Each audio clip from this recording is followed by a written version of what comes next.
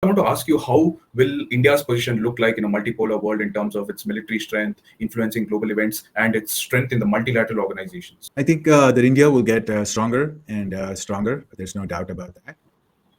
But there's also like a lot of weaknesses. So for example, if you look at the military, we still are so dependent on Russia, France, and the US. How do you think India can attract the FDI required to grow our manufacturing sector?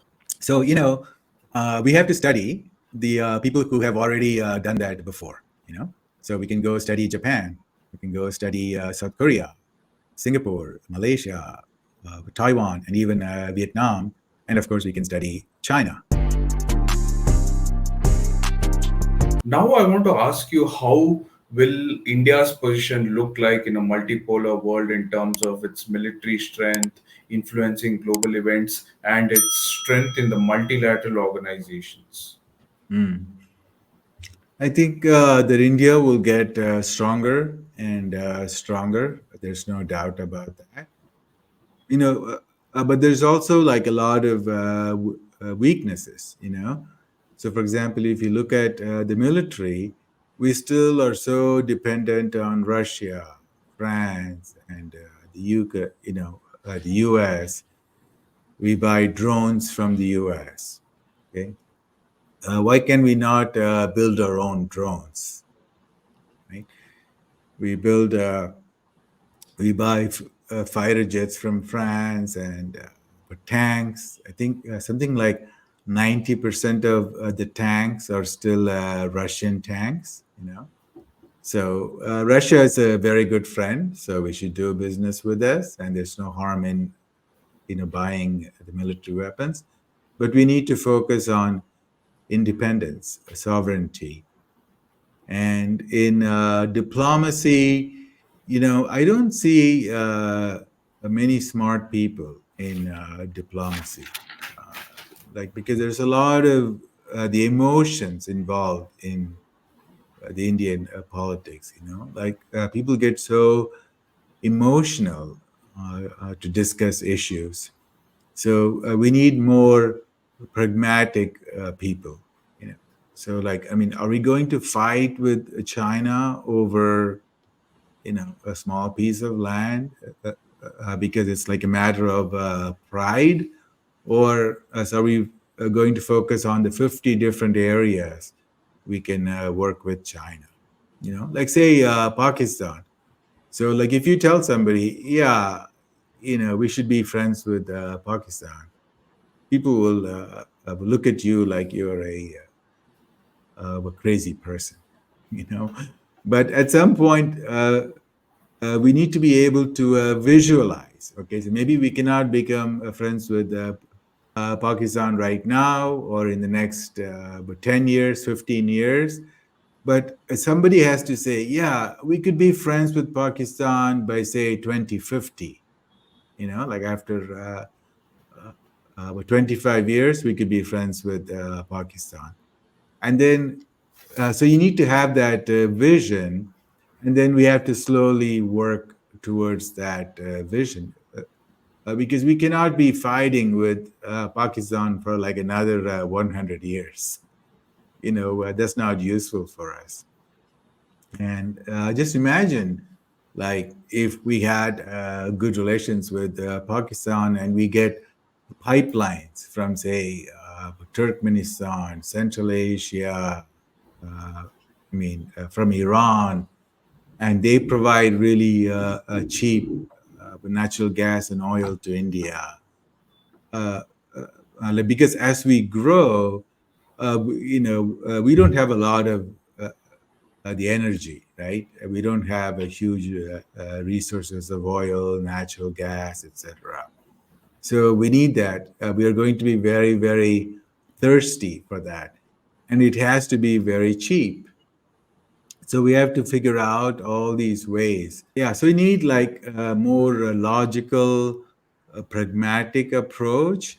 And these things, they don't happen like right away. Say, for example, they say, like we say, okay, we need to start making our own tanks and fighter jets.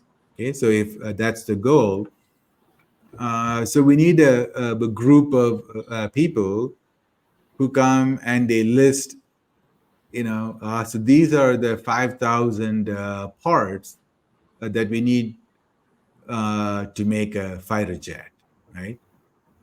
That's probably like about 30,000 parts.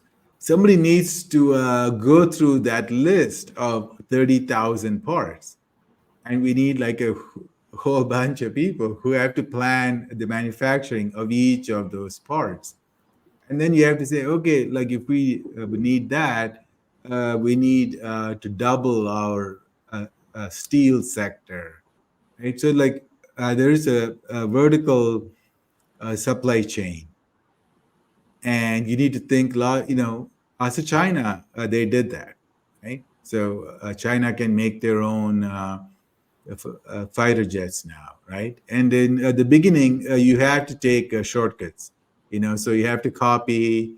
Maybe they have to steal some technology, but that's okay. That's how the nations have to do it in the beginning. Uh, and then that requires also like the universities.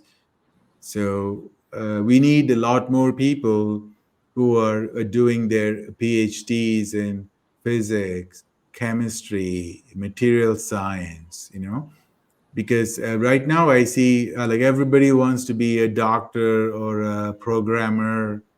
Right? So we need to change that to say, hey guys, you know, there's more to life than being a doctor and a programmer. Uh, so let's get you all interested in research, R&D, and we need to bring. So we also need to figure out a way to attract the smart minds from the U.S. Back to India, right? And that's going to be very crucial.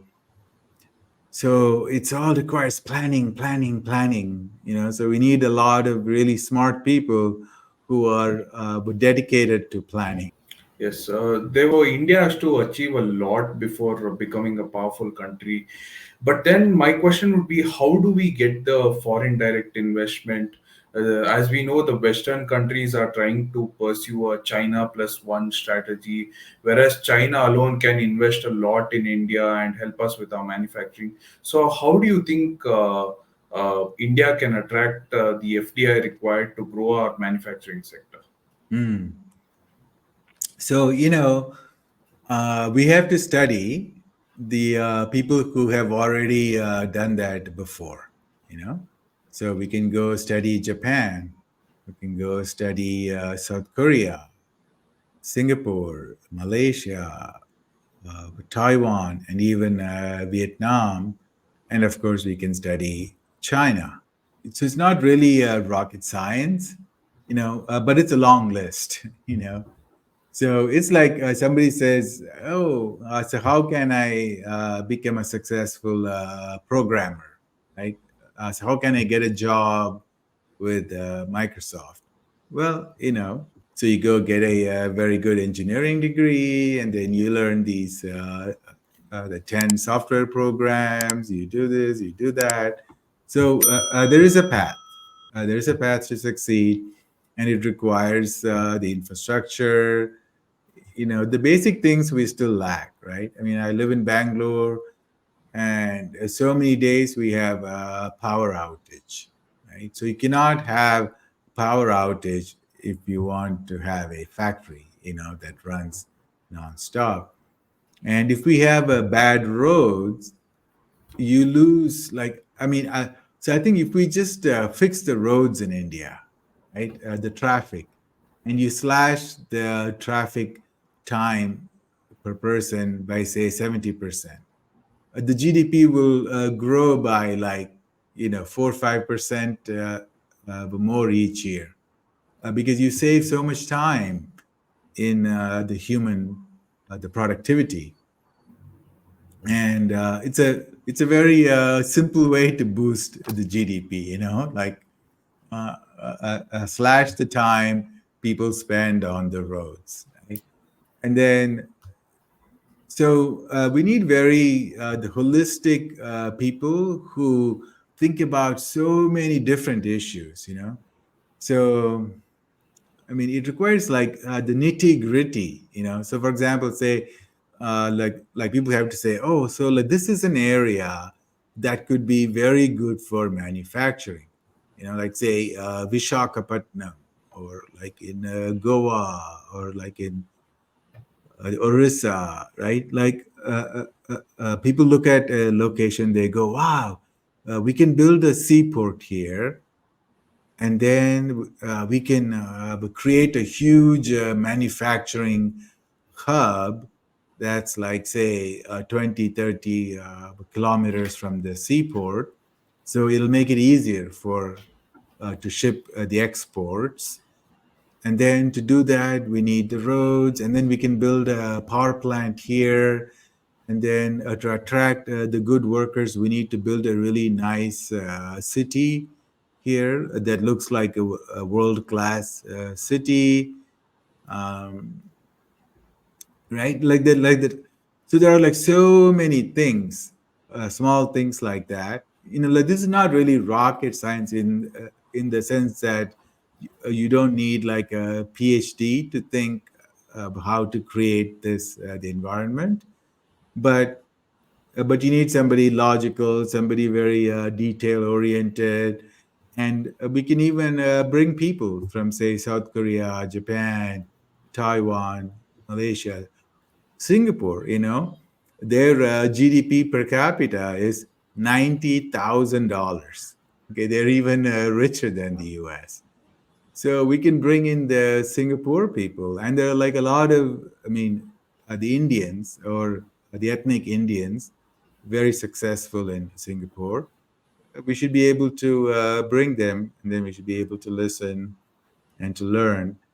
But like, one problem I see, like in India, is a lot of people, they even refuse to admit that there is a problem.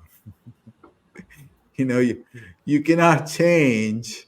So like, like if you have a drug addiction, like they say that the first step is to say that I'm a drug addict. So you have to acknowledge that. So in India, we have we have a problem with roads, we have problems with water, we have problems with electricity.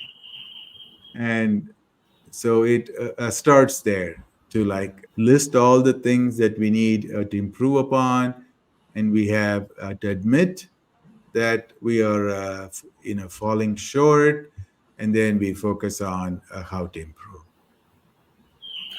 So that was a very detailed explanation of how India can achieve economic dominance and grow as a country in the next few decades. So, sir, thank you for your time. I learned a lot. I hope you enjoyed our conversation, and I look forward to hosting you once again when the time permits, sir.